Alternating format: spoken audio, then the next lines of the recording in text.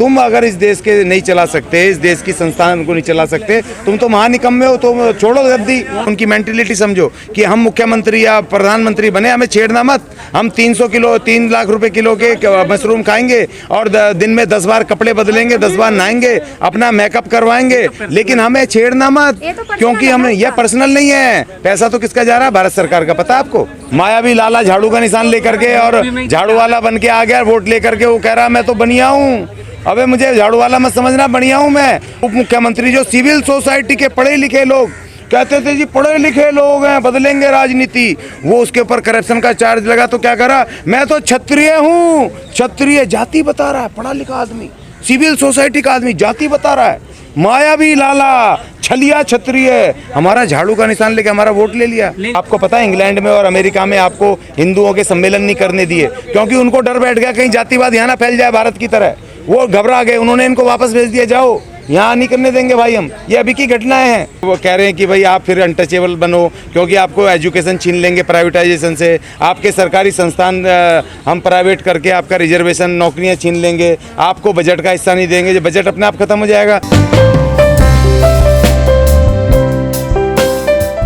सब सुरक्षित रहेंगे, सबको सबका न्याय मिलेगा, तो फिर इसमें हम भारत के लोग बन जाएंगे, ठीक है ना, हम भारतीय हो जाएंगे। अभी आप भारत के नहीं हैं। मैं तो भारतीय हूँ, मगर भारत की सरकार मुझे नहीं मानती। भारत की सरकार ने मुझे SC/ST बना रखा है, भारत की सरकार ने मेरा रिजर्वेशन पे कुटाराघात कर रखा है। मुझे वो अभी भी वो कह रहे हैं कि भाई आप फिर अनटचेबल बनो, क्योंकि आपको एजुकेशन छीन लेंगे प्राइवेटाइजेशन से, आपके सरकारी संस्थान हम प्राइवेट करके आपका रिजर्वेशन नौकरियाँ छीन लेंगे, आपको बजट का हिस्सा नहीं देंगे, जो बजट अपने आप खत्म हो जाएगा। अभी जो रेलवे कमा के देता है, बैंक कमा के देते हैं, एयर इंडिया कमा के देता था, या लाल किला कमा के देता था 60 करोड़ रुपए, है ना, वो इन्होंने प्राइवेट लालाओं को दे दिए।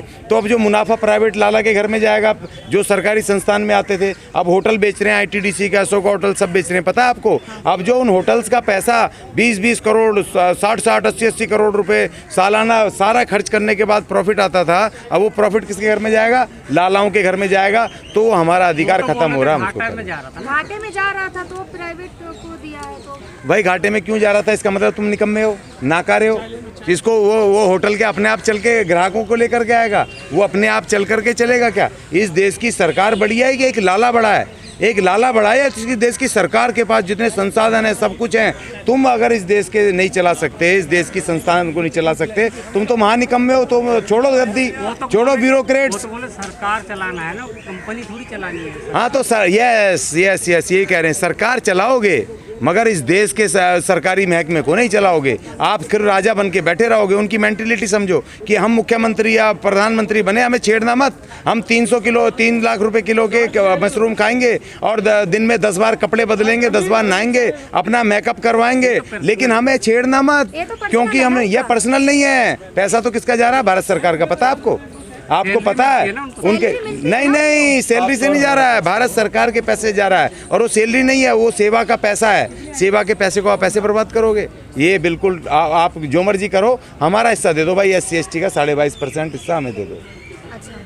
बाकी आप जो मर्जी करो, देश बेच करके मेकअप करो, कपड़े पहनो, जो मर्जी करो, आपका पर्सनल है, मगर इस देश के संविधान में मेरा हिस्सा 22.5% है। मुझे दलित बच्चियों के साथ अत्याचार हो रहा है, उस पर क्या कहना चाहिए? नहीं, वो तभी पूरा होगा जब मेरा अधिकार मिल जाएगा, संसाधन मेरे पास होंगे, सरकारी उसमें हम पॉलिटिक्स भी कर रहे हैं, हम सरकारी सरकार में सत्ता में दखल पेश कर देंगे, हम ठीक कर लेंगे। क्योंकि ये नहीं करेंगे। हमारी बच्चियों के साथ रेप हो रहे हैं, हमारे बच्चों को पीटा जा रहा है। वो उसका स्वर्ण का पानी पी करके, स्वर्ण टीचर के उसका पानी पी लेता गलती से हमारा बच्चा, तो उसको मार दिया जाता है, टीचर पीट के मार देता है। इनके भगवान को हमारा कोई दलित आदमी का हाथ लग जाता है, उसमें 60,000 रुपये जुर्माना लगा देते हैं। तो हम इसीलिए तो कह रहे हैं कि भाई हम नहीं ऐसा नहीं देते थे। वो तो खाली एक यूपी में ही तो थी, यूपी में तो जो देते थे हमारे। अब यहाँ दिल्ली में तो मायावी लाला झाड़ू का निशान लेकर के और झाड़ू वाला बन के आ गया वोट लेकर के, वो कह रहा मैं तो बनिया हूँ।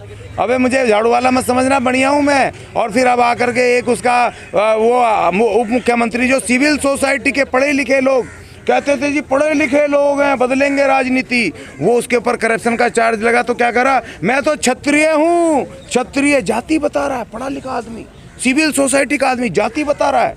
मायावी लाला छलिया क्षत्रिय, हमारा झाड़ू का निशान लेके हमारा वोट ले लिया। लेकिन यूपी में तो ज्यादा अत्याचार हो रहा ना दलितों पे। नहीं, सब जगह हो रहा है। राजस्थान में हो रहा है, दिल्ली में भी हो रहा है, हर जगह हो रहा है। दिल्ली में भी हुआ ना, यहाँ पर भी हमारे गटर में मर रहे हैं लोग। हमारा मुआवजा कहाँ हुआ? जब हमारे सफाई कर्मचारी जब उसमें कर रहे थे कोरोना में, इसने सबको 1-1 करोड़ रुपए बांटे, लाले बनियों को, सबको जिनकी डेथ हुई। हमारा उससे विरोध नहीं है, लेकिन जब सफाई कर्मचारी, वो भी एट्रोसिटी है, अत्याचार है। जब 42 लोग हमारे डेथ हुई, उनको 1-1 करोड़ क्यों नहीं दिया परिवार को? ये भी एट्रोसिटी है, जुलूम है, अत्याचार है। और ये राजधानी है, और तुम पढ़े लिखे सिविल सोसाइटी के लोग हो, तुम राजनीति बदलने आए थे। तुम कह रहे थे हम बंगला नहीं लेंगे, कार नहीं लेंगे, हम ये सब नहीं करेंगे। तो ये सारे भाई भाई हैं, आपस में सब भाई हैं। अगर वो प्राइवेट कर रहे हैं ना रेलवे, तो ये किसको बेच रहे हैं? दारू के ठेकों को। ये तमाम समाज के लोगों ने 10 रुपये, 20 रुपये, 50 रुपये, मैं समाज के लिए भीख मांग रहा हूँ, उन्होंने अपने लिए भीख मांगी।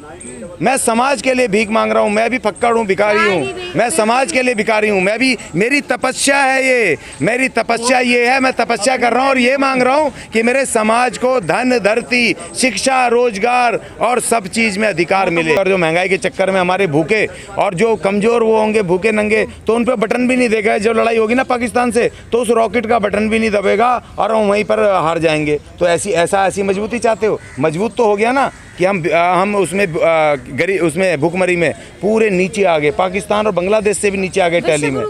नहीं सुनिए, और दूसरी बात, पैसा हमारा लगातार गिर रहा था। दूसरी बात ये, पूरी दुनिया में आज हमारे जो साख है सबसे ज़्यादा गिरी है। आप एक जातिवादी, और एक आपको पता है इंग्लैंड में और अमेरिका में आपको हिंदुओं के सम्मेलन नहीं करने दिए, क्योंकि उनको डर बैठ गया कहीं जातिवाद यहाँ ना फैल जाए भारत की तरह। वो घबरा गए, उन्होंने इनको वापस भेज दिया, जाओ, यहाँ नहीं करने देंगे भाई हम। ये अभी की घटनाएं हैं, मैं नहीं कह रहा हूँ, ये पूरे सोशल मीडिया पे पड़ा है। तो इसका मतलब पूरी दुनिया को खतरा हो गया। लेकिन बीजेपी तो जातिवाद को खत्म कर रही है ना, आपने देखा नहीं नारा है सबका। अरे भाई आप क्यों नहीं समझते हो, आप क्यों नहीं रहो? चलो, जातिवाद तो खत्म कर रही है ना बीजेपी, नारा है सबका साथ सबका विकास। नहीं, सबका, देखिए सबका साथ सबका विकास जो नारा है, सबका प्रयास सबका विकास, प्रयास तो सबका है। उसमें प्रयास तो मैं 5000 साल से इनको दे रहा हूँ, पूरा मेहनत कमा करके, मगर ये मुझे रोटी डाल करके दे देते थे, है ना, ऐसे एक सूखी रोटी ऐसे देते थे, ठीक है ना। और आज भी मिनिमम वेज जब बाबा साहब ने लागू करा, इतना देना है, तो उसको भी ख़त्म कर दिया इन्होंने, पता है। तो अभी जब सबका तो प्रयास तो है, लेकिन विकास मेरा नहीं है। उनके सब में कौन है? SC ST तो है नहीं। जैसे राहुल गांधी जी भारत जोड़ो यात्रा कर रहे हैं, भारत जोड़ो यात्रा में SC ST कहाँ है भाई? और भारत जोड़ो यात्रा में राहुल गांधी जी ने एक बार भी नहीं कहा, जिन आर्थिक नीतियों के 1992 में नई आर्थिक नीति लाए थे, जिससे देश बिक रहा है, जिससे मेरा SC ST का रिजर्वेशन जा रहा है, उसने कहीं भी नहीं कहा कि मैं इसको वापस लेकर के तो अपने भारत के हिसाब से चलाऊंगा। मस्जिदों में जातिवाद तो खत्म कर रहे हैं, इमारतों में जा रहे हैं, मस्जिदों में जा रहे हैं। जाने होने, तुम घर जाने से क्या होता? हमें अपने घर बुलाओ ना यार, अपने घर में बिठा के चाय पिलाओ, खाना खिलाओ, तब समझेंगे जातिवाद खत्म हो गया। चुनाव में तो जाते हैं ना घरों में, वो आते हैं, हमने कहा आप चुनाव में हमें बुलाओ, जब वोट देंगे अपने घर में बिठाओ, अपने उसमें बर्तनों में अपने परिवार के हाथ से रोटी बनवा करके खुद परोस के अपने घर में बिठा के खिलाओ। जो आप लोग खिलाते हैं सरकार को, वो अपने हाथ की रोटी नहीं, हम नहीं खिलाते, वो कुछ लोग उनके कार्यकर्ता होते हैं, वो उनका डेमोक्रेटिक राइट है। हमारे भी लोग कुछ उनके मेंबर हैं, वहीं जाते हैं। मेरे घर में तो आके खा के दिखा लें, मुझे तो बोलें, तो आप ठीक है ना। नहीं, मैं क्यों इनवाइट करूँ? पागल कुत्ते ने थोड़ी काटा, मेरा पैसे ही नहीं है, अपने खाने के पैसे नहीं है, तो उनको क्यों बुलाऊंगा बेफजूल में?